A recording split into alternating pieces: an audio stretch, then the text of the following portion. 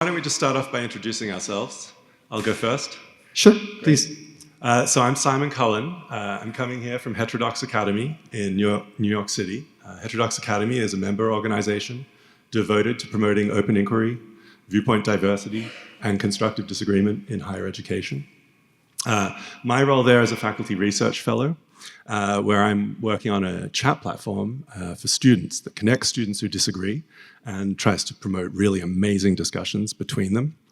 But that's a little bit about me. So Adnan, why don't you introduce yourself? Okay, thank you. I'm just taking a breath, realizing how beautiful this space is and how important this gathering is. Really thank you for bringing it together, Vicky, Michael, and others. Okay, my name is Adnan Jaber, born and raised in Jerusalem, to a Muslim Arab Palestinian family. And I engaged in dialogue for the first time ever in my life at the age of 22. And that's where I made my first Jewish friend. We slowed down together and we talked with each other and realized how much more in common we have than what separates us. And from there, the program was called Tech to Peace that I joined. I went there for the tech, but I stayed for the peace. And after I made my first Jewish friend and I started joining other peace programs, I started to become an advocate for peace and wanted to use Tech for Peace and became volunteer at Tech to Peace and then board member at Tech to Peace. And now my research and work that I do here is how we can use AI and tech to bring peace, help people find what they have in common, consensus, facilitate dialogue. And I know that Simon has built an AI tool that facilitates dialogues. Yeah. Would you like to tell us about it? I'd love to. So I'll tell you a little bit about where it comes from. My real passion is classroom teaching. I think there's probably nothing more rewarding. In 2023, I was teaching a course that had gone viral at Carnegie Mellon University called Dangerous Ideas in Science and Society. And I had thought of the idea for this class in 2020 when there were an awful lot of things that we weren't meant to be talking about on campus, but that it seemed to me extremely important that students be able to think about and to be able to think clearly about. So at that time, I was teaching a course. It was extraordinary to see the feedback from the students talking about how transformative it was for them to finally sit down and realize, first of all, not everyone agrees. Second of all, it's not just taking your medicine to talk to someone who disagrees. It's actually fun. They were in an environment which was structured by norms, academic norms of respect, where we respect everyone's right to make their case with reasons, and we respect everyone's right to have us engage seriously. The course was an extraordinary success. The trouble was, teaching it was an immense task. I had 15 teaching assistants, a small army, and I had to train every single one of them to moderate these discussions. And with even those resources, I only reached 200 students in a semester. So this is what led me to think, could we find some way to use these generative AI models to facilitate dialogues, not in a generative role of creating text to replace what human beings say, but in a facilitative role to help us connect across our deepest disagreements, to help us see the assumptions and the inferences that we make, and like you said, to help us slow down. One of my first teachers in philosophy, he used to say, Philosophy is the science of thinking in slow motion. And I think that's so true. It really is. It's a level of care that you just don't get in real-time conversation. So this is why we built Sway. It's a text-based messaging platform. It connects students who disagree on topics assigned by their instructors, so it's built into courses. It can be used for anything from talking about gender identity in Israel-Palestine, all the way over to professional courses like pharmacy, health sciences, and computer science. And we've been running it now for the past year at scale. We've reached about 10,000 students at about 80 universities, and they are having unbelievable discussions.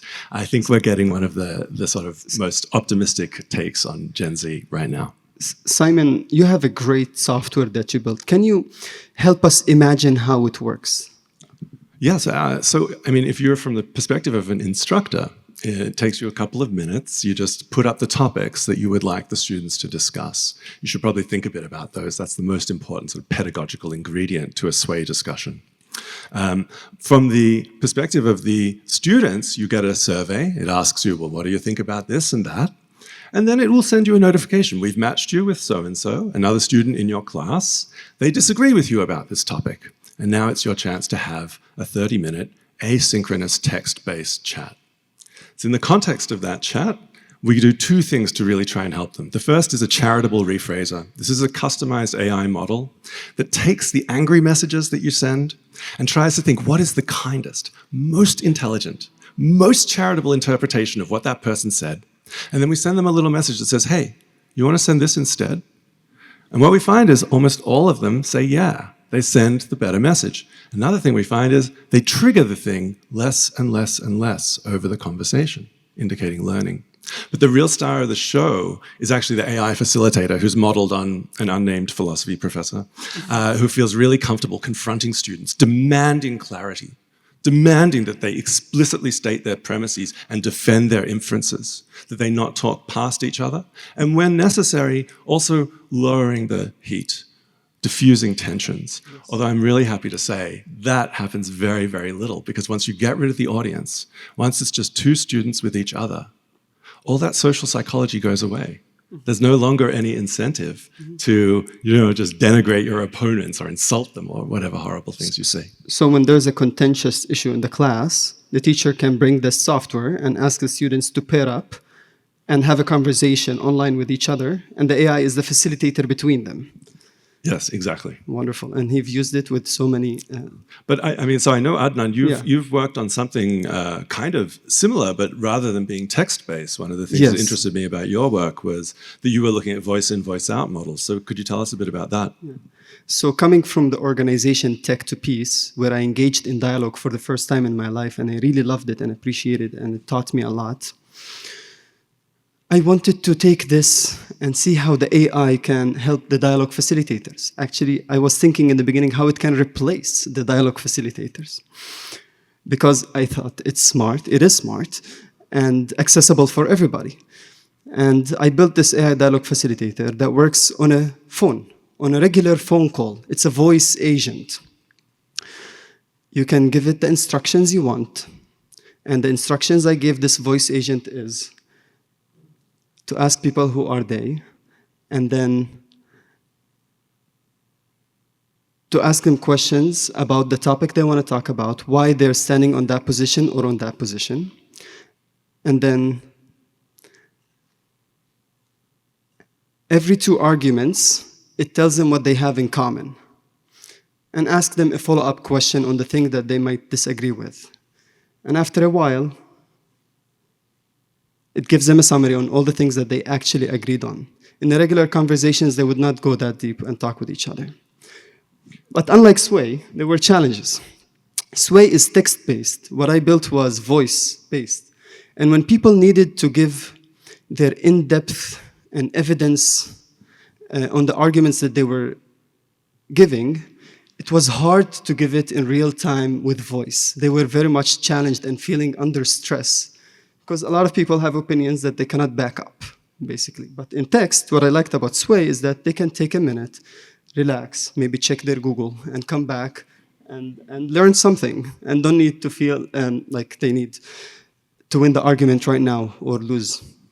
And do you think that there are advantages? So I agree with you that there's a real advantage. Text is sort of a medium which is uniquely conducive towards reasoned conversation, because it gives you that time. But do you think you lose something? Do you think there's some... Why did you go for voice? Because when people hear each other's voices, they will empathize with each other. They will see the human, not just the text. They will hear the human. They will feel the feeling of the person speaking. But there was something still missing. What we succeeded at in Tech to Peace, when we bring people together, they see each other's vulnerabilities, they stay long enough with each other, and that's when real relationships develop and empathy develops, and we move on. But when they enter a debate-style conversation, I'm afraid that my voice dialogue facilitator has sent people more to try to defend their arguments than to actually build the connection that we were hoping for. So there's, it sort of makes me think of this more general division in civil discourse initiatives. And I think what you're really talking about is bridging, Yes. building empathy, helping people to listen to the stories of their opponents who they might think antecedently are the scum of the earth, but when they actually sit down with an open mind and an open heart, then they can discover there's another human. Yes. And what I found productive is when they do both.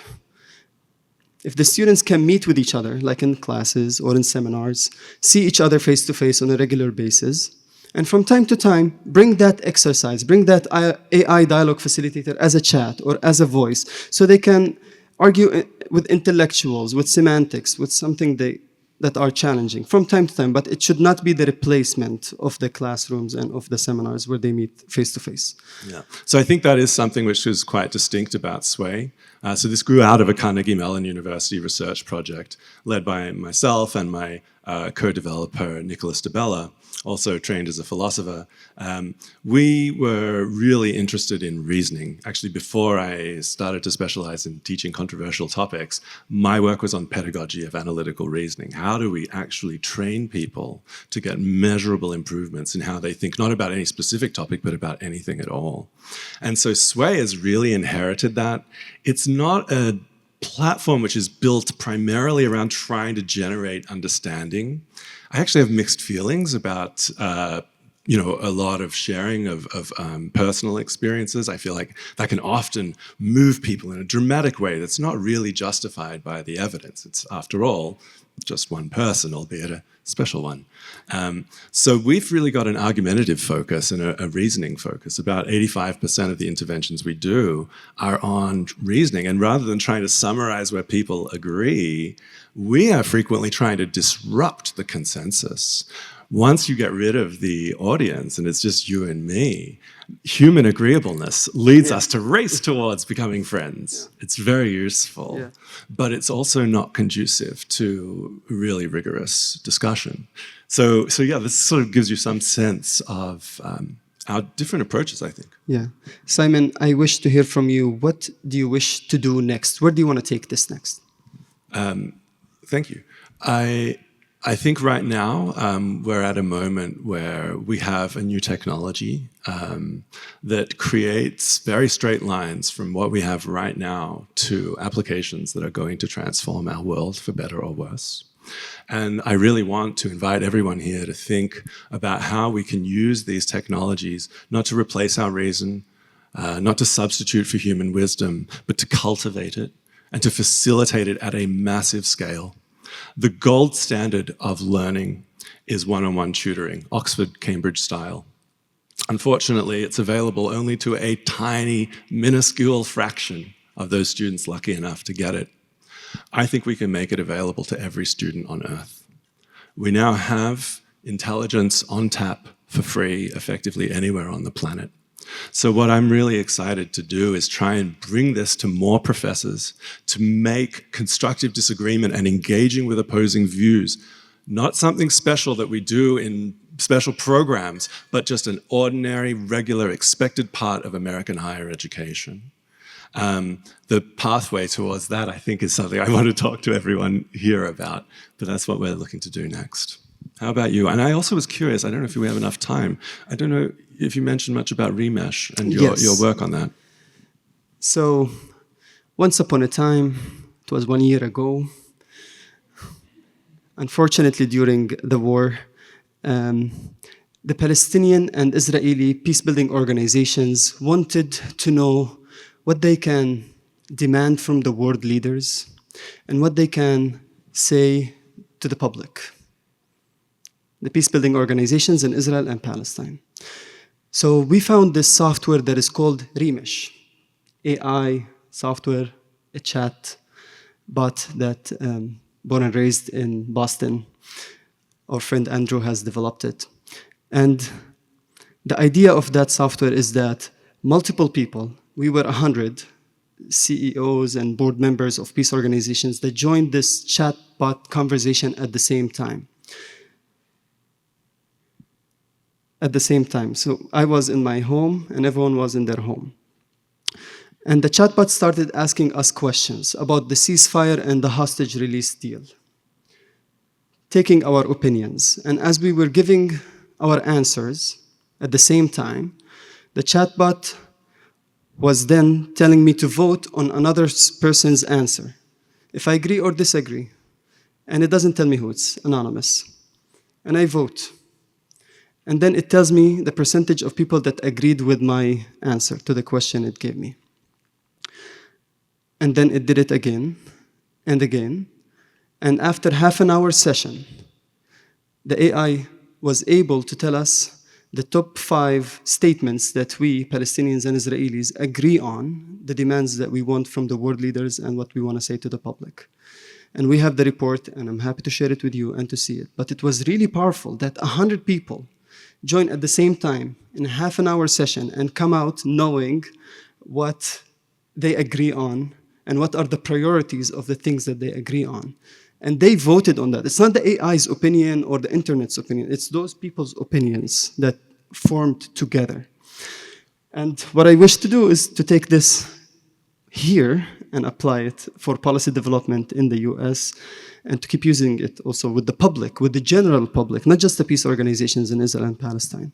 And that's the project that I'm working on developing right now.